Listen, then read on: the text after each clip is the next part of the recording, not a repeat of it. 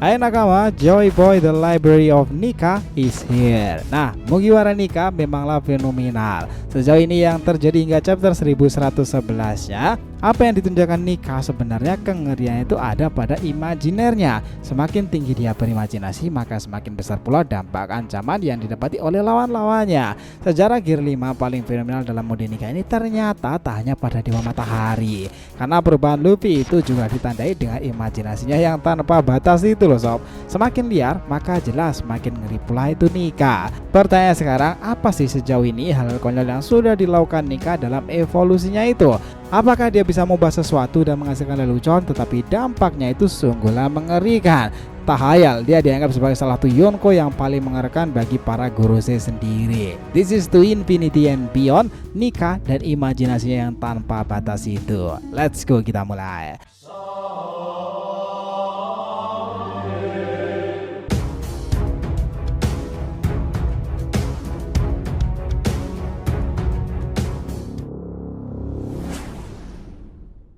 Nah, sebelum masuk ke pembahasan, jangan lupa untuk like video ini ya nakama, ya supaya bentuk support kalian semua untuk channel ini ke depannya agar terus berkembang dan berpetualang bersama Nika sang Joy Boy ini.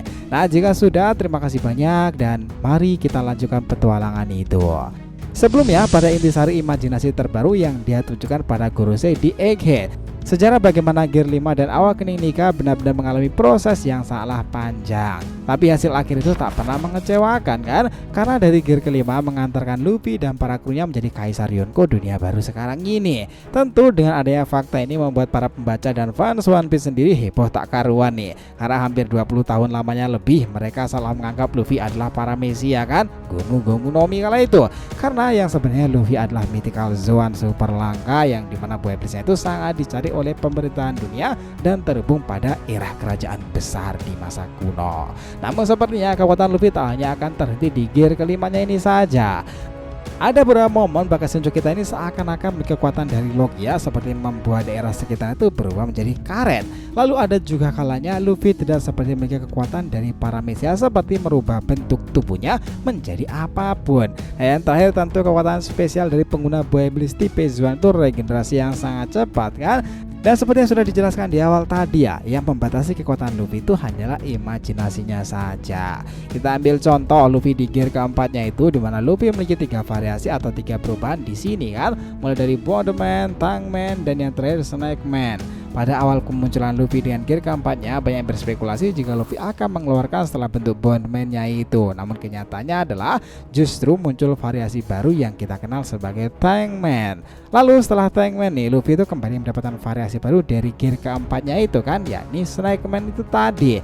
Luffy mengalami perubahan bentuk yang sangat signifikan dari variasi lain di gear keempatnya, dimana ukuran tubuh Luffy tak sebesar Bondman itu dan juga Tangman. Namun di mode Snake Man itu Luffy masih memiliki kesamaan dengan bentuk lainnya, yaitu Luffy tetap memantul, yang mana dia menandakan jika itu masih masuk ke mode Bondman-nya, namun dengan versi yang lebih ramping dan jauh lebih kuat. Yang perlu kita garis bawahi di sini adalah Luffy itu memiliki 3 bentuk yang berbeda dengan kekuatan andalannya masing-masing loh teman-teman. Yang mana itu berarti untuk gear kelimanya nanti masih bisa menggunakan pola yang sama seperti halnya gear keempatnya. Oke, saat pertama kali Luffy diperlihatkan masuk di mode Awakening dan gear kelimanya, Luffy itu diperlihatkan dengan sangat bebas, yang mana tingkat keelastisan tubuhnya karetnya itu juga semakin bertambah kuat teman-teman, sehingga dia bisa bergerak dengan bebas layaknya sebuah karet yang tidak ada batasannya. Atau dari semua itu mungkin saja kita bisa katakan itu adalah sebagai form pertanda di gear kelimanya sebagai para Mesia itu. Yang kedua adalah kemampuan spesial Luffy sebagai pengguna kekuatan buah iblis Zoan Hito-Hitonomi kan, yaitu adalah kekuatan fisik serta pertahanan yang sangat luar biasa. Lalu juga tingkat regenerasinya itu yang sangat cepat pula. Hal ini sudah beberapa kali Luffy perlihatkan, di mana dia bisa dengan cepat pulih setelah menerima serangan fatal dari Kaido kala itu kan. Nah, Luffy juga bisa dengan cepat memulihkan stamina-nya setelah jantung berdebar lagi. Kita lanjut ke form atau kemampuan ketiganya Luffy di mode kelimanya ini. Memang Luffy dibilangkan seakan-akan memiliki kemampuan seperti Logia, yang mana Luffy sendiri bisa mempengaruhi area sekitarnya dan mengubahnya menjadi karet atau resin itu kan. Seorang pengguna Logia yang sesungguhnya pun tidak dapat melakukan apa yang Luffy bisa lakukan, yaitu mempengaruhi area sekitar bahkan makhluk hidup sekalipun.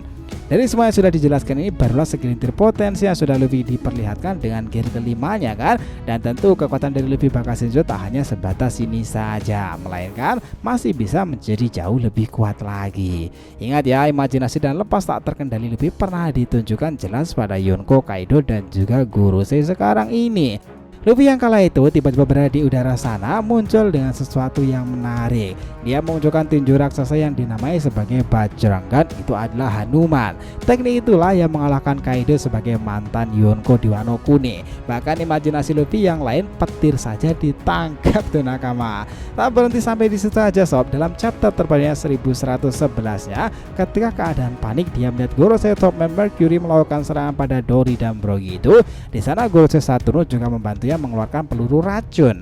Lihatlah itu, lagi-lagi kengerian imajinasi Luffy terjadi. Dia langsung dengan cepat mencabut pohon itu dan membuat menjadi tongkat baseball loh. Lalu tiba-tiba sudah terlihat seperti atlet baseball beneran. Nah, dia berhasil memukul bola-bola racun dari Gorosei Saturno itu hingga mengalami ledakan beruntun. Hal-hal seperti itulah yang mengerikan dari kemampuannya. Tapi anehnya sob, bentuk-bentuk imajinasi Nika yang terkesan konyol itu dampak yang dirasakan sangatlah besar loh. Lu bayangin coba, Kaido aja dibuat main tali loh dengan naganya itu.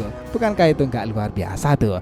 Well, ya itulah Nika teman-teman. Dia emang membuat sejarah fenomenal seperti itu. Sosok yang selalu dikait-kaitkan dengan Joy Boy sendiri. Kita ingat dalam sebuah dentuman genderang pembebasan itu, One Piece episode 1071 benar-benar membuat bahagia kala itu. Sebahagia Zuniza yang telah menunggu sejak lama. Dia berkata, aku sudah mendengar genderang itu setelah 800-an tahun. Aku kembali mendengar genderang pembebasan. Itu tak mungkin salah. Dia ada di sana, Momonosuke. Joy Boy, dia telah kembali. Ya, lihatlah pola dan tingkah sosok yang disebutnya sebagai Joy Boy itu menggila sekaligus membuat kita bahagia. Yang menarik pula perkataan Zuneza bahwa dia merasakan kebangkitan Joy Boy yang merupakan sosok legenda, dan ada juga yang mengatakan jika dia adalah salah satu raja yang berkuasa selama abad kekosongan.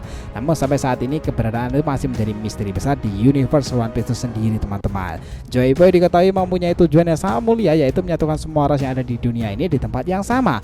Selain itu, Joy Boy juga diketahui menjanjikan kepada Poseidon bahwa dia akan membawa semua ras manusia ikan ke daratan, di mana mereka akan bisa dengan bebas bepergian kemanapun tanpa adanya diskriminasi dari ras yang lain. Dan dari data yang sudah pernah ditampilkan nih, mereka keduanya sepertinya ada hubungannya ke sana loh. Kesamaannya juga semakin menarik lagi dan jelas. Secara mitologi di zaman itu terdapat para budak-budak kuno. Mereka ternyata memiliki seorang pahlawan yang dikenal sebagai prajurit mitologis yang menolong para budak-budak itu. Nama prajurit itu dikenal sebagai Nika. Sosok Nika sendiri konon dikatakan sebagai tentara terkuat dan dicap sebagai dewa yang menjadi pelindung para budak di zaman kuno. Kehadirannya sangatlah hangat dan menebarkan senyuman khasnya. Dia mampu manipulasi segalanya, dan Wano Kuni yang memperlihatkan bagaimana Nika mengajari Yonko sekelas Kaido sampai tumbang. Satu kesamaan antara Nika dan Joy Boy, mereka itu ingin agar semua ras bisa hidup di bawah sinar matahari yang sama tanpa diskriminasi, dan keduanya memiliki misi besar yang sama pula.